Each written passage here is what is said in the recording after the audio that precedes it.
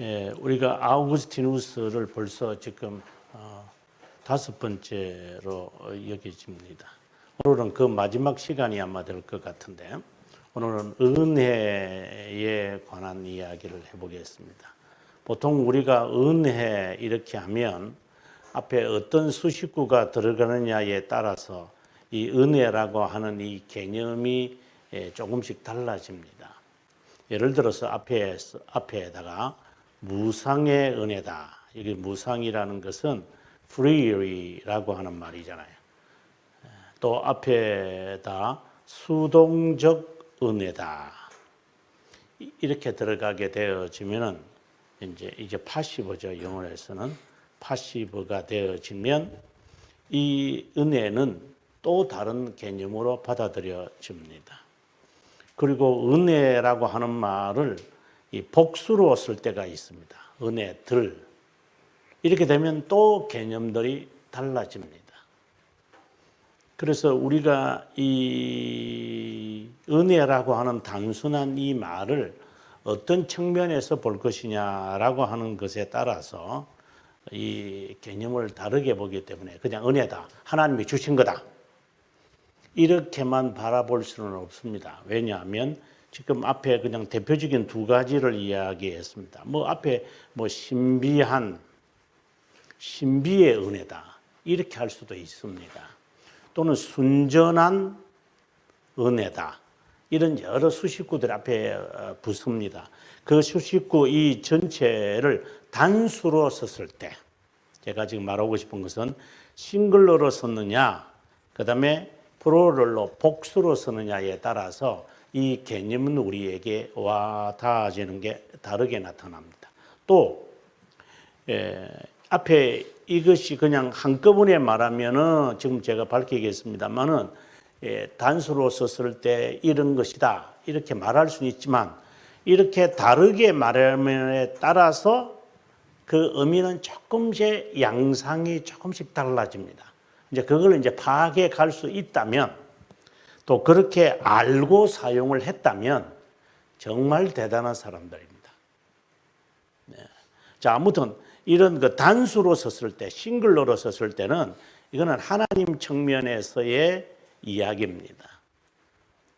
하나님이 우리들에게 베푸는 것이다. 이렇게 우리가 보고 복수로 썼을 때, 예를 들어서 은혜들 이렇게 쓰게 되면 이것은 우리를 위한 것입니다.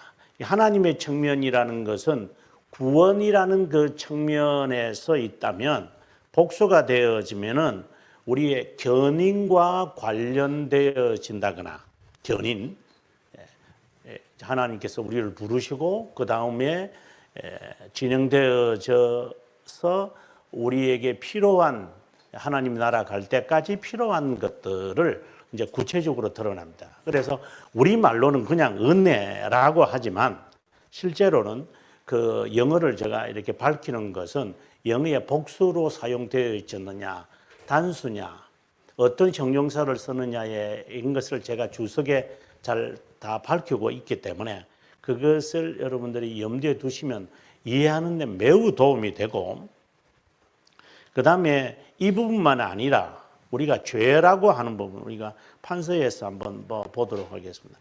그 죄라고 하는 것도 마찬가지입니다. 성경은 원죄라고 하는 단어를 쓰지 않습니다. 동방교회에서는 조상의 죄다 이렇게 이제 쓰지 않습니까? 이것은 이제 서방교회 라틴어를 쓰는 교회에서 사용하는 용어였죠. 또 아우구스티누스는 원죄라는 단어 쓰지 않습니다. 그냥 현세욕이라고 하는 이런 단어를 씁니다. 그래서 원죄라는 거라는 단어 외에 다른 거 쓰면 안 된다. 그런 개념 없습니다. 그냥 우리가 상징적으로 이런 단어를 쓰면 포괄적인 의미를 갖고 있다 이렇게 했을 뿐입니다.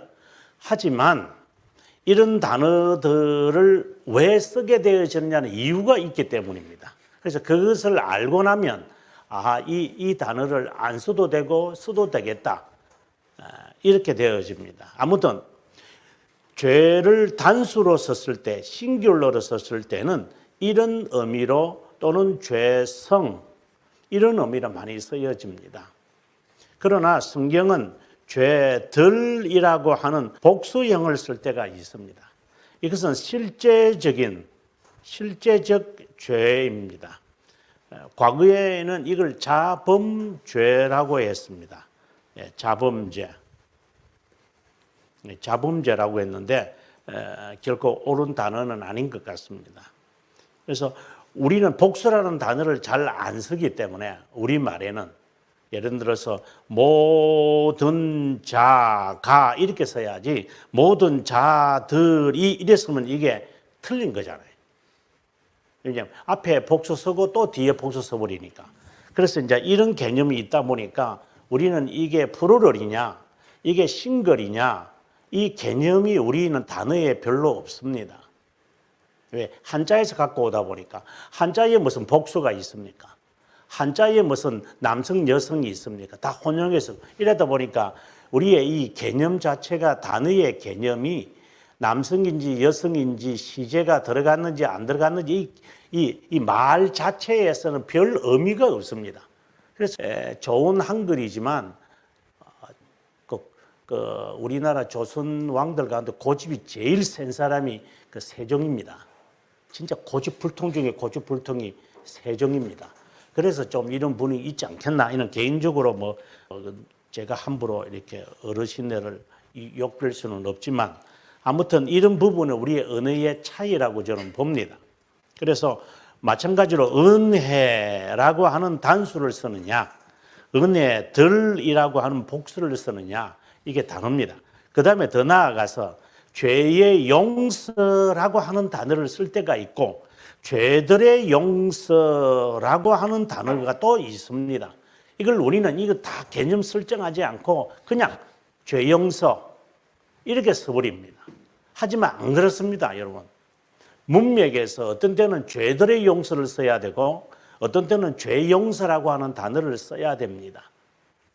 그래서 이런 부분들을 우리가 조금 간과하지 말고 말을 분명하게 우리가 해야 되니까 그래서 이런 싱글러 그리고 복수 우리가 은혜의 신약이라고 말할 때 이 개념은 지금 아우구스티누스가 은혜라고 하는 단어를 쓸 때는 하나님의 측면에서 받는 것을 이야기하는 거고 이제 우리가 견인을 하면서 받는 여러 혜택들 그러니까 베네핏이란 말이죠.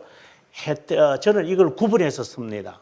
제 책에서는 여러분들. 그래서 아마 보통 사람들은 잘 사용하지 않는 혜택, 베네핏 또는 유익이라는 단어와 이익이라는 단어 또 저는 이걸 또 구분해 또 냅니다. 저는 언어학을 하지는 않았지만 이 분명히 제가 외국 생활을 오래 하면서 그냥 이렇게 구렁이 담 넘어가는 식으로 말하면 이 사람들이 이해를 못하는 거예요. 그랬을 때 이건 내가 잘못하고 있는 거구나 이런 생각을 들 때가 있어서 그것이 저한테 습관이 되었다고 여겨집니다. 하지만 도움은 될 겁니다, 여러분. 그래서 은혜 신학이라는 것은 하나님이 우리에게 베푸신 것이다 라고 하는 것을 전제하고 있다. 일반적으로. 그리고 견인해서 우리가 필요한 은혜들이 하나의 혜택이죠. 혜택을 받는 것에 대해서는 아우구스티누스가 아직 언급하지는 않습니다. 어떻게 은혜를 받을 것인가? 이 은혜를 받을 것이냐에 따라서 예정이라고 하는 이 개념이 달라집니다. 하나님이 누구에게 은혜를 베푸는가요? 이것은 한마디로 말하면 믿음이라는 선물을 주셔서 하나님의 선물이죠. 믿음이라는 선물을 주셔서 그가 하나님의 백성으로 자라간다는 말보다도 하나님의 자녀로서 살아가도록 하게 하시는 그 은혜는 모든 사람에 다 우리가 흔히 말할 때 모든 사람에게 다 주는데 인간이 그것을 거절한다. 이거는 아르미니우스주의자들이 하는 말입니다. 저는 그런 말 많이 어릴 때 좀 들었습니다. 하나님의 은혜를 베푸는데 여러분 그거 잘 받으셔야 됩니다. 목사님이 그 말씀을 하신 것을 저는 여러 번 들었습니다. 근데 그게 아르미니스주의 이단이에요. 그 말 자체가. 하나님이 은혜를 안 주십니다. 내가 왜 깨닫지 못합니까? 그럼 하나님이 은혜를 베푸는데 내가 거절한다는 것, 성령의 은혜를 내가 거절한다는 건가요? 어떻게 그게 가능하죠? 하나님이 정한 시간에 정한 자에게 하나님이 은혜를 베풀면 하나님입니다. 말씀하면 이루어집니다. 근데 안 이루어졌습니다. 아르미니스주의자 정형적으로 하는 거잖아요. 하나님이 은혜를 베풀어도 중생을 시킨다 하더라도 인간이 어쩌든지 거절할 수 있다. 그래서 책임은 인간에게 있는 거다. 이거 아르미니스주의자입니다. 하나님의 모든 자에게 은혜를 베푼다. 그런데 인간이 그것을 믿음으로 받으면 된다. 그거야말로 아르미니스주의자들입니다.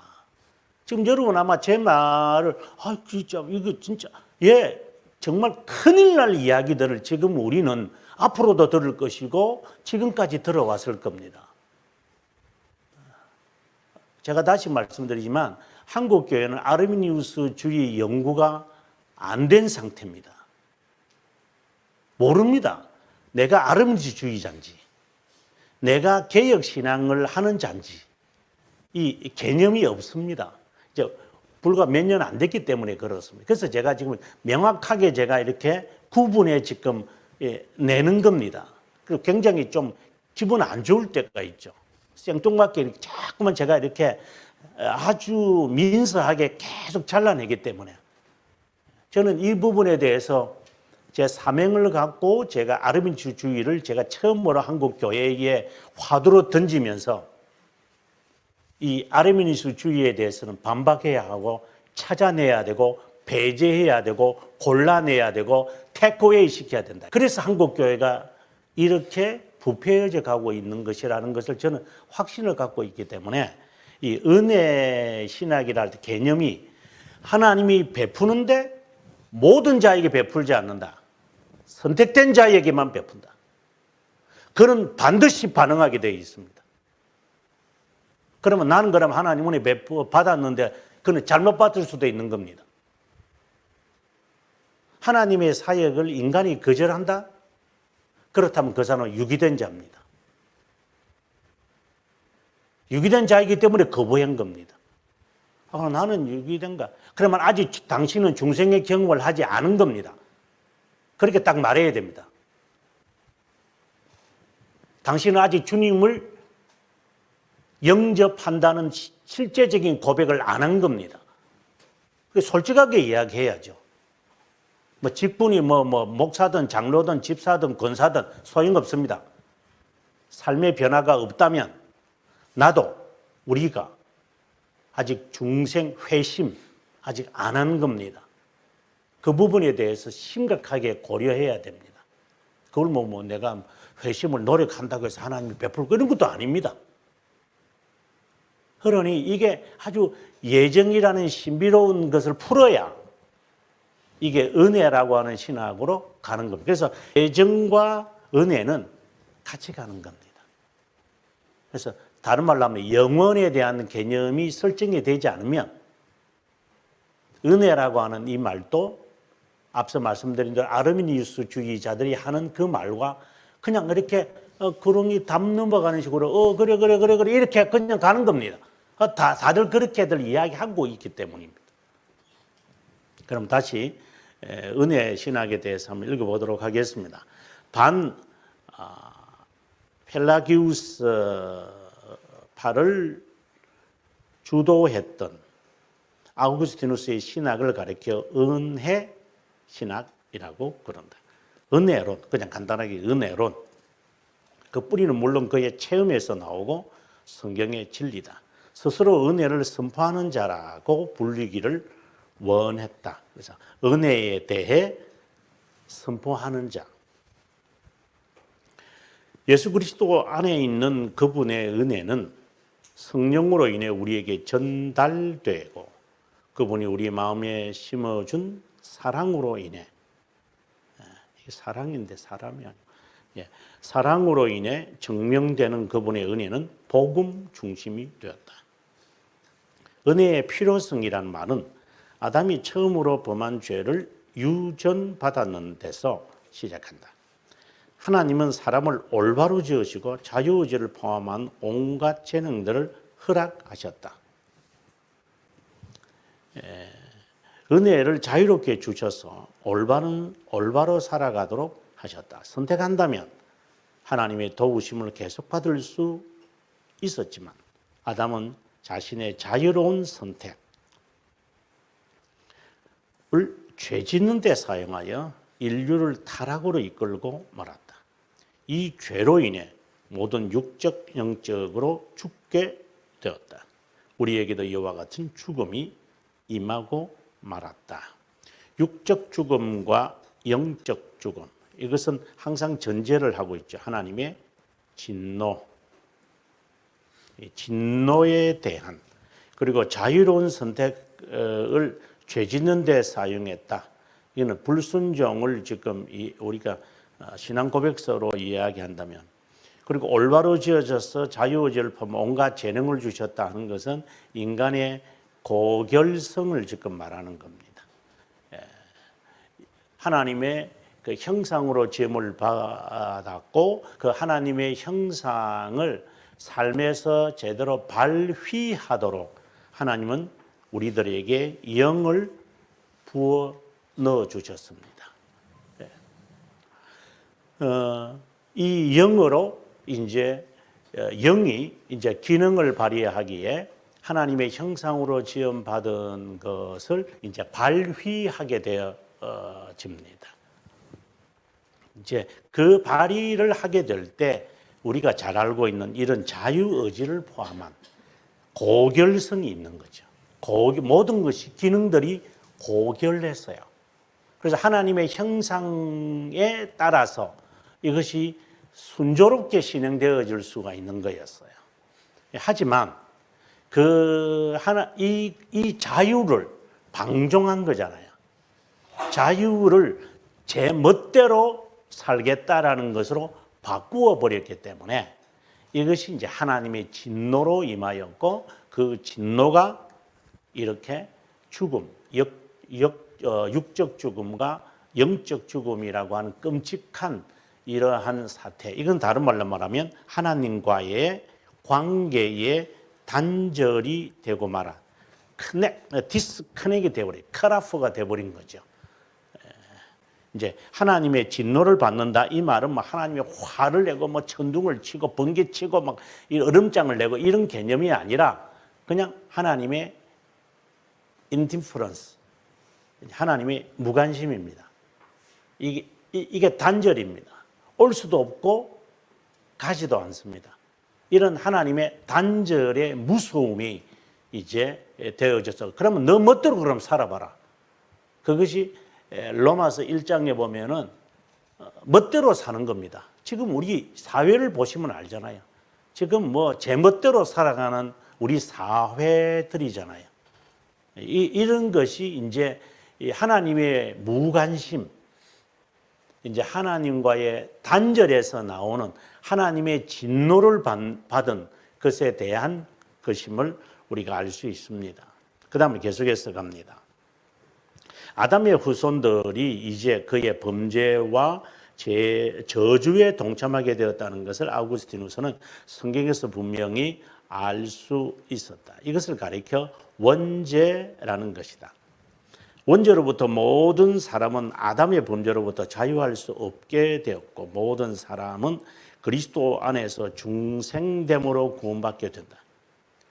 이따금 인류의 신비한 연합을 이야기하면서 개인적인 아담 안에서 하나가 된 것으로 얘기한다. 또는 단순한 유전인 것처럼 말하고 후손들의 행위 안에 드러난 부끄러운 현세욕에 의존하는 것처럼 말하기 때문에 범죄의 전달은 현세욕이라는 수단으로 후손들에게 일어난다. 이것은 이제 아구스티누스가 하는 이야기들입니다. 아무리 후손들에게 전달되었다 하더라도 죄는 전염이기 때문에 아담 안에서 다 죄인이 된 것입니다. 이 결과 우리는 하나님의 형상을 상실했습니다. 전멸되었다고 봅니다. 죄 짓는 영은 육체를 타락시키고 본성은 타락돼 선한 어떤 것이라도 행할 수 없게 됐습니다. 이것은 우리의 의지에 크게 상처를 주고 말았습니다. 아구스티누스는 이런 주제를 대중적인 시각에서 바라보면서 평범하게 했습니다. 재능으로서의 의지와 광의적 의미에서의 의지를 구별했습니다.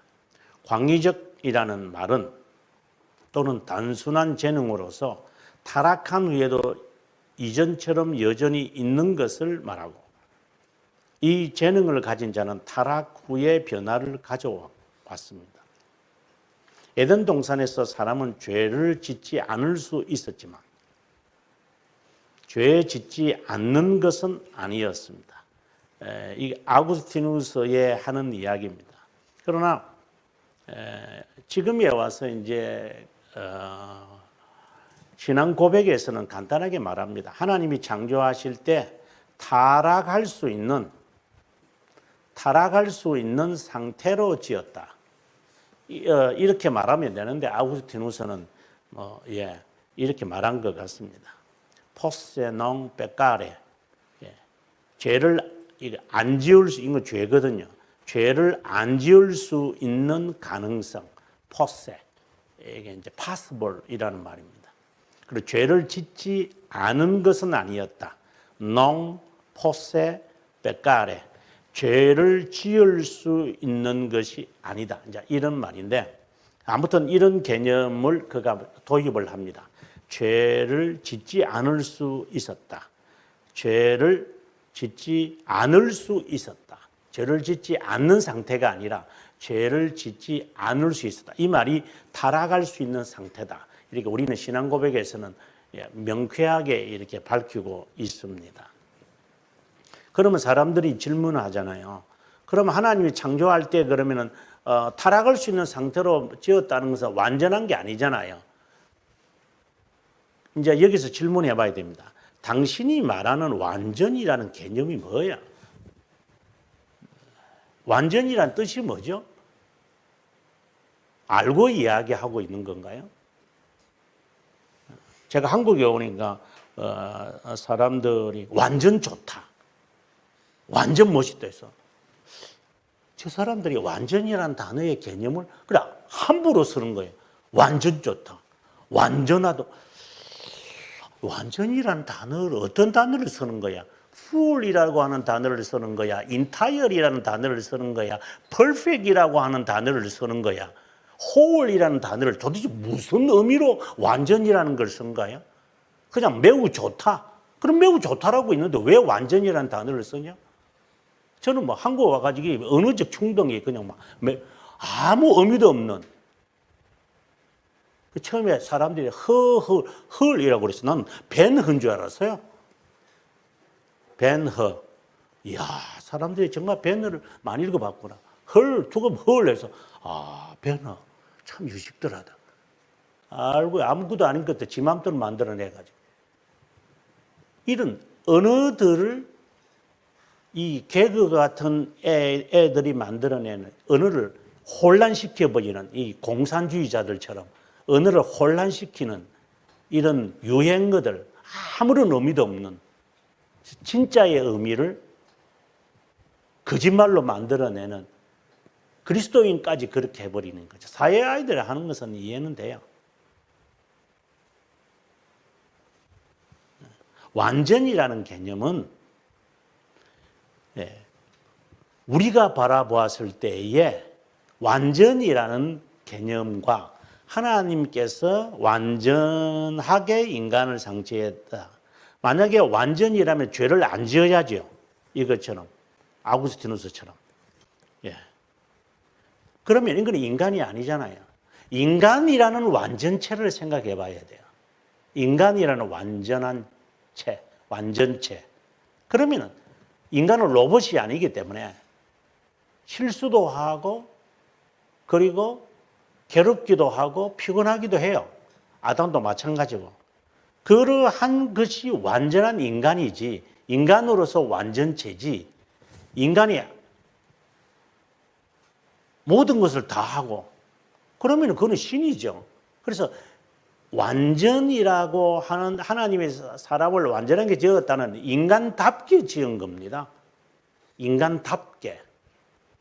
그것이 완전하다는 말인 거죠. 하나님이 완전하시다라고 말할 때에는 우리가 생각하는 그 하나님의 속성 전체를 다 떠올리면 이제 되는 것이고, 그래서 이제 대교리 문답에서는 하나님의 지혜를 perfectly wise 이렇게 넣어요. 완전한 지혜. 하나님에게만 perfectly가 있는 것이고 인간에게는 완전이라는 단어를 붙이지를 않죠. 인간은 자체가 창조 때부터 이 완전이라는 것은 죄를 지을 수 있는, 여기 있는 말 그대로인데 죄를 지을 수 있는 가능성을 가지고 인간이, 이게 완전한 거예요. 인간이 볼 때 이게 완전한 것이지, 마치 예수 믿으면 죄 안 짓는 것처럼 말하고 그런 건 없죠. 죄를 짓죠. 그게 완전한 인간이죠. 그러나 하나님 보시기에는 완전하지 않으니까 하나님 나라 갔을 때는 완전하게 이제 주처럼 우리가 되겠죠. 주처럼 된다, 주님이 된다는 게 아니라. 그래서 완전하다라는 것은 죄를 지을 수 있는 상태가 완전체의 모습이다. 그러니까 우리가 인정해야 돼요. 그 다음에 재능, 의지, 그리고 행위 등을 식별하는 펠라기우스의 구별을 아구스티누스는 논박했다. 저도 이런 말을 제가 참 많이 하는데요. 원하고 행하는 살아있는 자긴보다 단순한 재능이나 가능성에 있는 능력이라고 했다. 서로의 차이점이 없다. 재능, 의지, 행위 이러한 것들이 큰 차이가 있는 것이야. 왜? 이 자체가 전체가 다 영의 기능이 있는 거예요. 이게 뭐 재능이 따로 있고 의지가 따로 있고 이런 것은 아니에요. 실제로 사람이 거룩하다면 자유 의지를 거룩하게 사용할 것이고, 이 거룩이라는 것은 하나님과의 관계를 말하겠죠. 하나님과의 관계가 여전하다면, 그러니까 하나님의 형상이 여전히 순종으로 보존되어 있다면 거룩한 의지가 로 사용될 것이고, 부패하다면 죄를 짓는데 사용할 것이다. 본질적으로 거룩하다면 의지를 죄를 짓는데 사용하지 않을 것입니다. 또 죄의 노예를 하면 그것은 선하게 사용할 수 없을 것입니다. 마지막 처지가 바로 현재 인간의 상태, 즉 타락 후의 상태입니다. 죄의 노예니까. 그래서 아구스티누스가 노예 의지라고 말하는 겁니다.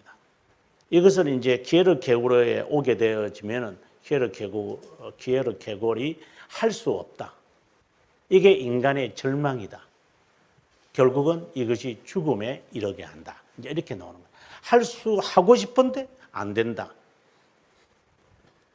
싫은데 해야 한다. 이 원함과 그리고 되지 않는 것이 점점 쌓이면 인간은 절망으로 타락하고 만다. 이게 추락한다는 겁니다. 그러면 이제 남은 것은 그래, 차라리 죽자. 이제 이렇게 된다 이 말입니다. 인간이 이렇게 쌓아져 가는 것이에요. 계속 안 되기 때문에. 그래서 사람들은 안 되면 막 술 마시고 막 쾌락을 느끼고 이런 기분 전환을 막 시키려고 그래. 막 스트레스가 오니까 이게 이제 절망이잖아요. 디스페어잖아요. 희망이라는 게 없는 거예요. 젊을 때는 그래도 막 문제 툭툭툭 다 털어버리고 하자 하는데 이제 나이가 들고 나서는 실패하면은 완전히 나자빠지는 거예요. 사회도 요구하지 않는데요. 뭐 이번에 뭐 뉴스에 보니까 어느 카페집에는 60세 이상은 들어오지 마시오. 그래서 저는 기분이 뭐 저는 본래 제가 잘 안 가는 것이지만 오죽했으면 60세 이상 들어오지. 그럼 메시지, 그것도 강아지는 데리고 들어오라 그래요. 개보다 못한 60세 이상. 근데 그 강아지가 이제 반려견을 말하는 게 아니고 이제 이렇게 안내견을 이제 말하는 거죠. 오죽했으면 60세 이상은 인간도 아니에요. 흑인도 아니에요. 유색 인종도 아니고는 이 대한민국이라는 이 나라에서 인종차별이 이제 앞으로 좀 있으면 이제 혼혈아 들어오지 마시오 이럴 겁니다. 이제 조만간에 아마 생길 겁니다. 이제 눈이 쌍꺼풀 있는 자 들어오지 마시오. 이제 피부가 조금 까무잡잡하면 들어오지 마시오. 머리가 말이야 고슬고슬한 사람 들어오지 마시오. 뭐 아마 나중 되면 별별 한데 일들이 나올 겁니다. 니는 60세 안 넘가 보자.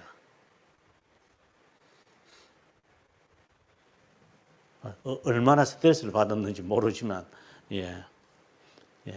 이런 인간의 이 불안전이 계속해서 되면 인간은 죽고 싶습니다. 이게.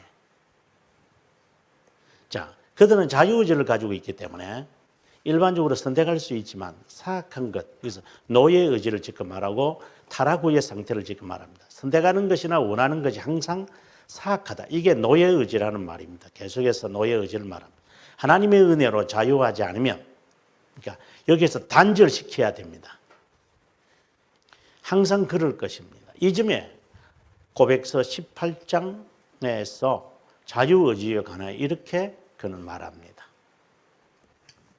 모든 자가 이성의 판단과 같은 자유의지, 자유를 가지고 있다고 여긴다.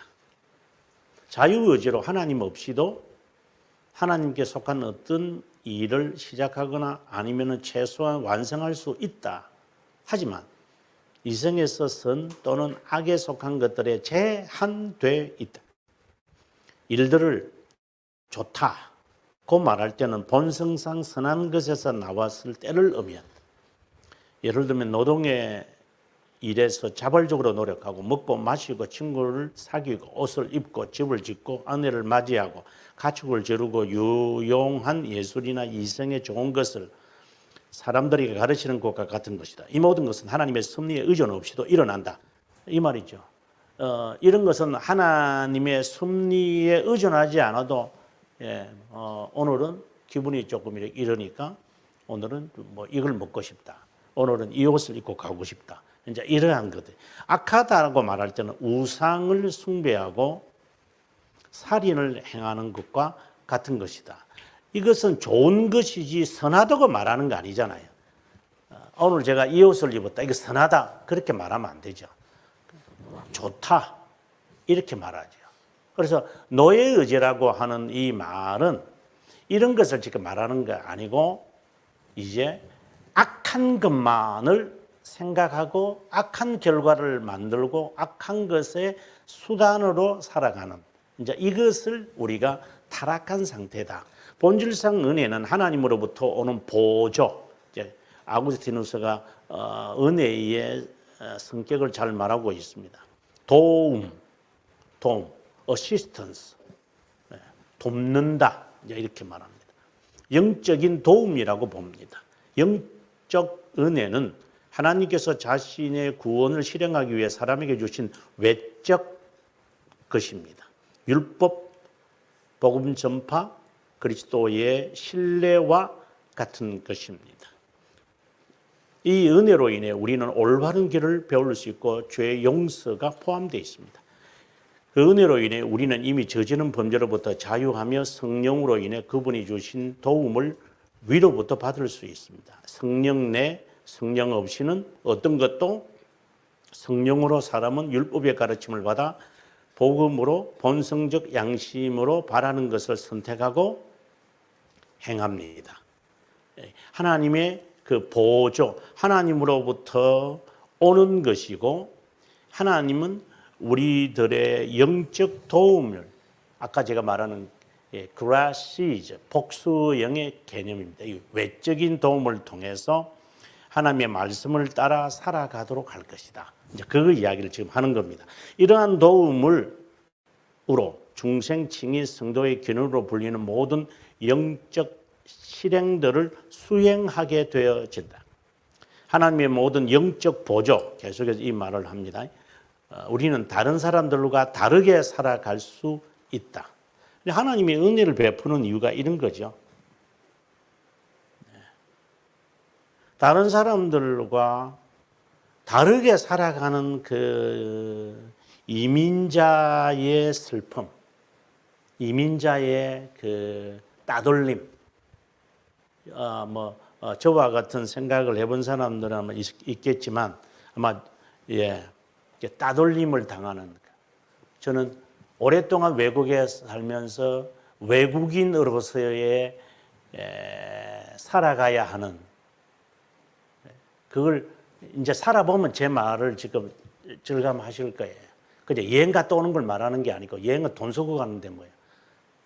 거기서 돈을 벌어야 되고 거기에서 생존하면서 살아야만 하는 그 어려움과 외로움과 고통, 이것, 그 안에서 받는 이 스트레스, 그걸 위해서 하나님은 우리에게 하나님의 자녀로서 외인으로 살아가잖아요.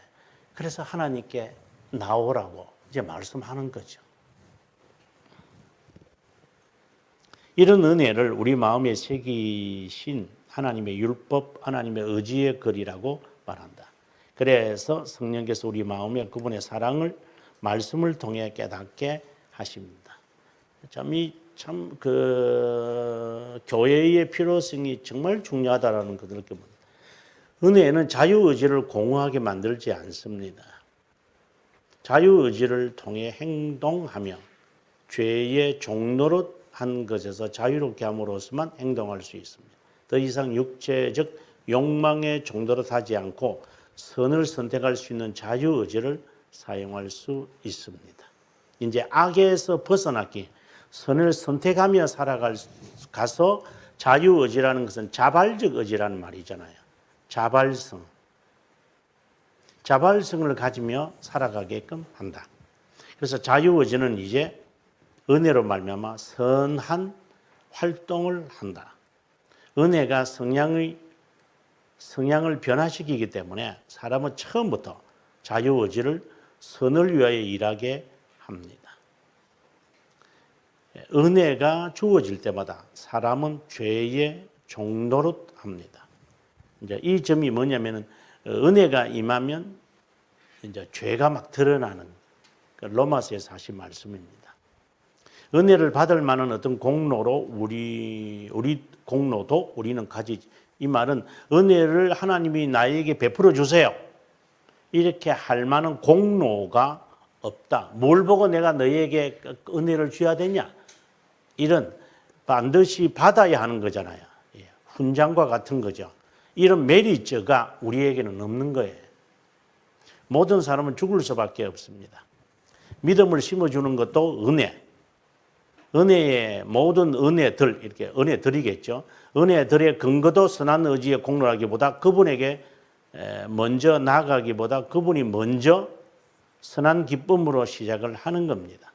이것도 하나님, 이거는 영혼의 선택의 유일한 근거가 선한 기쁨이라고 돌토레이터 1장 10항에서 분명히 말하고 있지 않습니까? 선한 공로를 믿음의 결과라고 봅니다. 모든 공로는 믿음 안에 그 뿌리를 둡니다. 은혜 위에 은혜라고 말합니다.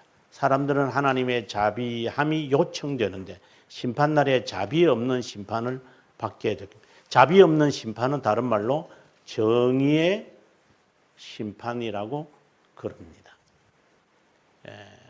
우리가 그 신앙고백서 33장 2항에 보면 이제 하나님의 선택된 자에게는 자비함의 영광이 명시되고, 그리고 유기된 자에게는 하나님의 정의가 명시된다고 했습니다. 그래서 자비 없는 심판이란 바로 정의의 심판을 말하는 겁니다.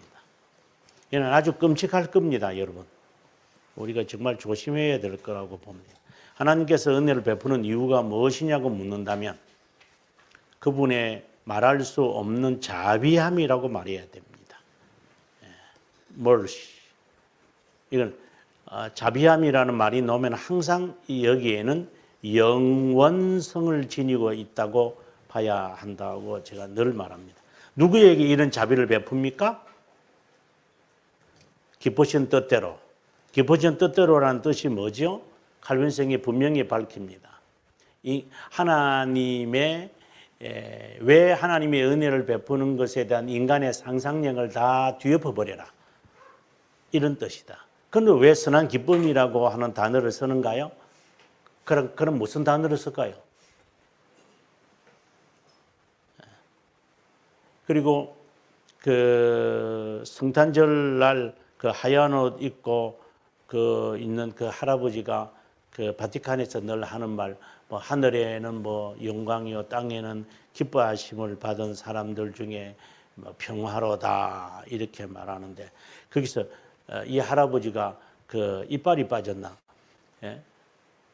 기뻐하심을 받은 자들에게 할 때 기뻐하심을 받은 자를 여러분 분명히 원어에도 그렇고 보시면은 good will입니다. 선한 의지 아닙니다. 선한 pleasure라고 되어 있습니다. 선한 기쁨을 받은 자에게 평화가 있을지어다. 무슨 말입니까? 선한 하나님의 선택된 자에게 이제 평화가 주어질 것이다. 그 평화가 뭔데요? 잘 살고 잘 먹고 하는 번영을 말하는 걸까요? 천천만만의 말씀입니다. 믿음을 말하는 겁니다. 근데 그 할아버지는 엉뚱한 소리 하고 있고 앉아가지고 엉뚱한 소리인지 거짓말인지 모르겠네. 예, 은혜를 베푸시는 이유는 뭡니까? 선한 기쁨에 따라 하나님은 자비함을 베푼다. 이것을 청량할 수 없다고 해서 정장하지 않는다고 말해서는 안 돼요. 성장하지 않는다 이 말일 것 같은데 하나님께서 자신의 구원을 베푸시는 은혜를 어떻게 누구에게 주실지 관해서 인식할 수 없습니다. 누구에게 은혜를 베푸지 않으실지도 우리는 인식할 수 없습니다. 이거는 우리가 알 바가 아니죠. 이거는 우리가 알 바가 아니에요. 그 세례 요한인가요? 세례 요한에게 사도 요한에게 베드로가 야 나에게는 어떤 일이 생길 것 같냐 이렇게 옆에서 이렇게 물어보니까 예수님이 사도 요한에게 통하였은가요? 정확하게 제가 개념 설정 안 되는데 이렇게 했잖아요. 내가 이 사람은 내가 올 때까지 둔다 하더라도 너에게 무슨 상관이 있냐고. 이 말씀의 의미는 바로 이걸 말합니다. 하나님의 사역에 대하여 예정에 관하여 하나님의 섭리에 관하여 하나님의 작정에 관하여 이걸 그냥 설명하는 거지 이걸 어떻게 분석하겠다는 거예요. 내가 올 때까지 살려둔다 하더라도 너에게 무슨 상관이 있다고. 그러니까 네 것이나 가지고 너나 잘 챙겨 먹어라. 이 말씀이죠. 아주 무서운 말씀입니다. 앉아가지고 누구의 구원을 따지니 저 사람은 저런 거 보니까 선택받았겠어. 저 사람은 저런 게 되니까 유기받았네. 니나 잘해라 그냥.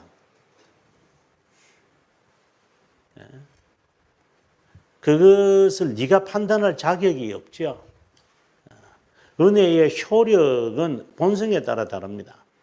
죄의 종노릇 하고 있는 사람을 회복시키시려는 하나님의 사역으로서 하나님의 형상 회복이라고 말합니다. 다른 말로 말하면 이게 중생이죠. 하나님의 형상은 중생의 목적이잖아요.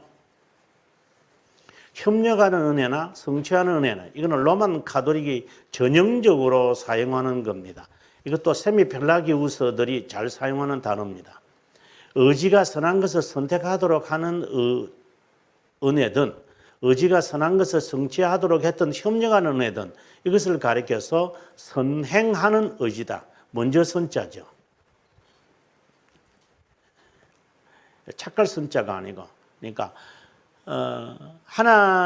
하나님이 나에게 은혜를 베풀도록 내가 먼저 행하는 것이 있어야 한다라고 말합니다. 이러면은 죄들을 용서, 찬양, 하나님을 사랑, 선행을 행하는 능력, 보존과 같은 다양한 분야에서 일어납니다. 어떤 경우든 새롭고 재창조의 삶을 일으키는 것은 위로부터 오는 선물입니다. 믿음입니다. 정말 조심해야 되는 거. 은혜를 받으려고 우리는 어떤 제스처를 해도 무관합니다. 왜? 하나님은 인격을 보기 때문입니다. 그래서 제가 늘 제 책에서도 말하는 말, 그러면 우리가 왜 준비하고 기다려야 됩니까? 너의 의무이기 때문에 그렇다. 의무라는 말과 준비라는 말을 헷갈리는 것 같아요. 아니, 조건이라는 말과. 이게 개념이 없는 것 같아요. 오늘 우리가 은혜 받으려고 여러분, 우리가 하나님께 한번 상달을 한번 해볼까요? 기도 한번 세차게 한번 해서 하나님 보자 흔들자 그래요. 이게 정신이 있나 없나 진짜. 이 목소리가 불과 1km도 안 날아갈 건데. 그래서 하면 이게 천정이 막 흔들리도 그럼 무너지면 사람 다 죽는데 엉뚱한 소리들만 하고 있는 이런 필요 없는 이런 잡다함, 이 과장 이런 것들을 사람들에게 동시켜 가지고 은혜를 준비시키는 것, 이건 로만 카톨릭입니다. 그냥 너 할 일 와서 주님 라고 하면 그 의무로 행하는 것이지 무슨 조건을 내걸고 한다고 하지 마라. 그래서 제가 한 3주 전에 제가 설교하면서 제가 이 설교를 한 적이 있었습니다. 제가 은혜 받으려고 제가 기도원에 갔다 뭐 이런 그래서 포기하자 하고 제가 내려온 적이 있었다. 이런 제가 간증을 한 적도 있었습니다. 아구스티누스에 의하면 은혜가 은혜로운 것이기 때문에 이전에 공로들로 인해 주어진 것도 아니고 이건 하나님의 주권입니다. 하나님께서 수용하시기로 선택한 자에게만 아주 분명하게 하셔야 됩니다. 은혜가 베풀어집니다. 그래서 예정이라는 단어가 자연스럽게 나옵니다. 미리 아셨던 것을 우리는 믿어야 합니다. 일부 사람에게 베푸려고 의도하신 것을 미리 알지 못했다면 자신이 은혜를 베풀고자 의도했던 계획을 미리 알지 못했더라면 그분은 하나님보다 못한 분이라 얘기했습니다. 미리 아신다는 것, 예지는 준비된 것입니다. 이것을 우리는 예정이라고 합니다. 예정은 선이나 믿음에 관한 예지에 의해 행동하지 않고 예시와 은혜의 준비와 같은 것에서 나옵니다. 그래서 은혜로운 것이라 부르며 공로에 따르지 않고 선행적이고 오직 하나님의 목적에만 따릅니다.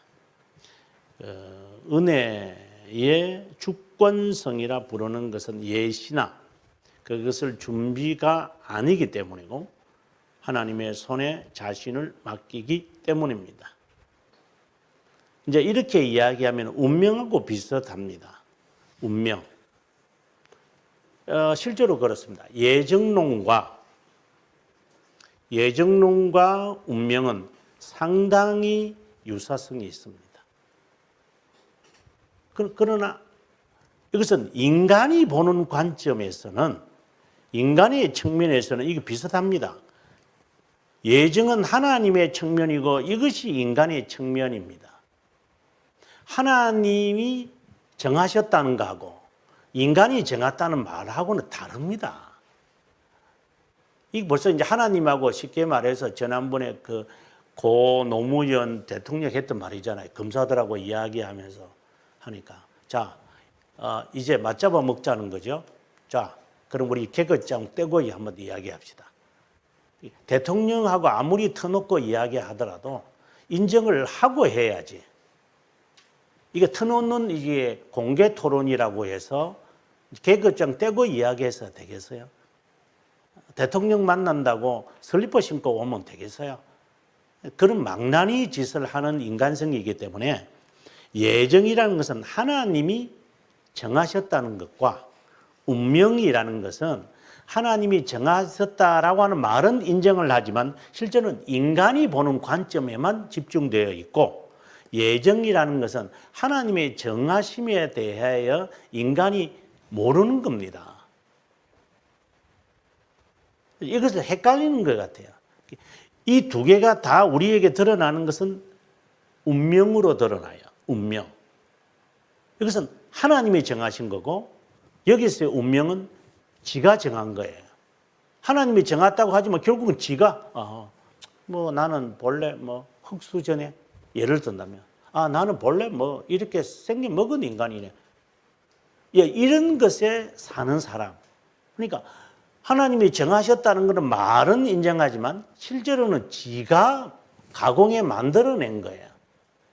그래서 이 두 개가 헷갈리죠.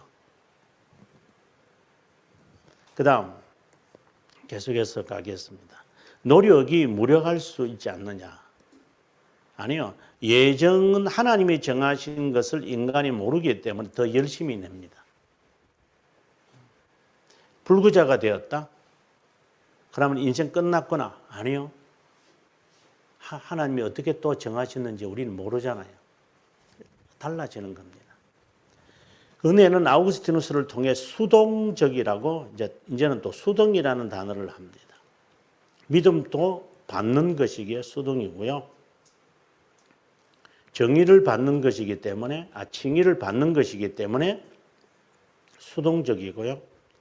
저용서 받는 것이기 때문에 수동적이고요. 그래서 하나님이 우리들에게 베풀어 주는 것은 모든 것이 수동적이죠.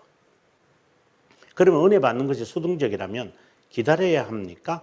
펠라기우스 질문에 봉체가 맞습니다. 펠라기우스는 지금도 동일하게 우리에게 영향을 끼칩니다. 그의 생각은 우리들의 생각을 대변하는 것이라고 말할 수 있습니다. 펠라기우스를 극복하지 못하면 우리의 바른 신앙을 가질 수 없습니다. 은혜는 한번 정의 내려봅니다. 감화, 감동을 가리키는 게 아닙니다. 이모션이 아니다. 이 말을 먼저 하고 싶습니다. 감성적이지만은 않다는 겁니다. 눈물을 흘렸다고 은혜 받았다? 그는 자기 최면의 가능성이 있습니다. 이 모든 것은 예비적인 일들에 불과하고 온전한 은혜가 아닙니다. 은혜는 이제 정의를 내리죠. 진리의 깨달음에서 나타나는 겁니다. 하나님의 사랑과 자비함을 깨닫는 데에서 따라 나오는 겁니다. 하나님의 말씀에 대한 깊은 깨달음이 없이 노래를 슬픈 이야기, 감동 감아 줄 수 있습니다. 그러나 하나님이 말씀을 통하여 주는 깨달음은 다릅니다. 그래서 제가 우스갯소리로 이제 집회 가서 하는 말이 아니 그 축농증 걸려가지고 훌쩍훌쩍 거리는 사람이 나는 은혜 받았다고 생각했어요. 그러니까 눈물 흘리면서 막 눈물 닦고 막 이랬어요. 보니까 그 하도 그 알러지가 많으니까 눈물 닦는 사람들이 있더라고. No. 자기가 축농증인지 비염인지도 모르면서 살아가는 사람인데 우리가 그 어떻게 이게 축농증으로 이게 비염 때문에 콧물이 나오고 눈물이 나오는 건지 우리가 얼마나 자세하게 물론 아는 사람들은 있겠지만 그 정도로 이게 눈물이 흘렀다고 해서 은혜 받은 것은 아니다. 이 말을 이제 단적으로 말할 수는 없다. 이 말을 말하는 겁니다. 말씀의 깨달음입니다. 사랑을 깨달음. 사랑을 깨달음. 말씀을 읽고 듣고 지키는 자들이 복이 있다고 하신 것을 기억해야 합니다. 하나님을 만나는 것, 개인적 교제를 했다는 것, 개인적 체험을 했다면 이걸 우리는 하나님의 아버지 되심을 이제 부성애를 느끼는 겁니다. 부성애를 이제 느끼게 되어질 것입니다. 그분에 대한 깨달음입니다. 그분에 관하여 하나님의 말씀에 잘 기록되어 있기에 그분의 말씀을 이제 그분에 대하여 알아가는 거예요. 정말 나중에 조금 있다가 이제 그 뒷부분에서 제가 말씀 2교시에서 말씀을 드리겠습니다. 이제 좀 이 부분에 비슷한 것이 나오니까 성삼위 하나님은 동일합니다. 신적 본질에서 동일하십니다. 자, 이 말이 무슨 말이냐 이라면 아까 그 진리의 말씀을 깨닫는다고 했잖아요. 깨닫는 것. 이 깨닫는 것을 가리켜서 우리는 하나님에 대한 지식이 쌓인다라고 한다는 말을 하면 좋습니다. 쌓인다. 다시 말해서 하나님의 속성을 우리가 경험한다. 이렇게 말해도 됩니다. 이것을 하나님에 대한 지식이라고 말하고 하나님에 대한 속성을 말하고 하나님의 진리에 대한 말씀을 깨닫는다 이 말입니다. 이 단어가 다 비슷한 말들입니다. 뭐 뒷시간에 나올 거 미리 하는 것도 좋겠지만은 우리가 잠언 9장 10절을 읽으면 지혜와 명철에 대해서 이렇게 말합니다. 지혜는 여호와를 경외하는 데서 나오고 명철은 어디에서 나오느냐? 거룩한 자를 아는 것입니다. Holy One 이렇게 되어 있습니다. 물론 하나님입니다. 그래, 하나님을 아는 것에서 명철이 나온다. 이미 여기서 아는 것 이거 복수입니다.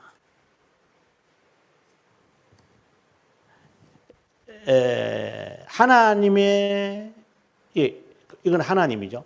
하나님에 대하여 하나님의 속성입니다. 하나님의 지식입니다. 하나님에 대한 지식, 하나님에 대한 존재에 대해서 내가 경험을 하고 깨달은 데서 신정이 나오는 겁니다. 이 부분은 아주 얼마나 설명을 해도 여기에는 은혜가 충만합니다. 이 지식이 없이는 인간은 자기 자신에 대한 지식을 절대 가질 수 없습니다. 그래서 결국 말씀을 깨닫는다, 하나님에 대한 지식을 안다, 이렇게 발전하셔야 됩니다. 그 다음에 하나님에 대한 지식을 깨닫는다, 이러면 하나님에 대한 속성을 이제 맛을 보아 알았다. 그래서 선하심을 이제 맛보는 겁니다. 그 다음에 지혜로움을 맛봐야 됩니다. 거룩하심을 맛봐야 됩니다. 그 다음에 은혜로움을 맛을 보는 겁니다. 이런 거 하나하나 살면서 몇 개라는 말 좀 조심해야 되는데, 어느 부분이나 당신들 깨달았는가? 하나님의 지혜라고 하는 말을 깨달았는가? 하나님의 선하심은 깨닫고 있는가? 하나님의 영원하심은 깨닫고 있는가? 하나님의 은혜로우심은 깨닫고 있는가? 하나님의 자비하심은 깨닫고 있는가? 하나님의 인도하심은 깨닫고 있는가? 그것을 하나라도 체험하고 고백하고 서술할 수 있고 기도 속에서 나오는가? 그냥 들은 대로 그냥 흘러나온 대로 아버지 그냥 부르고 그냥 거룩하신 아버지 기도하면 한 15분 동안 장로들 그냥 앞에서 전부 다 잠자게 만들고 잠자는 여돌송 부르는 것처럼 뭘 느꼈어요? 하나님에 대해서. 그래서 은혜 받았다고요? 찬송 따따따따따부터 불러놓고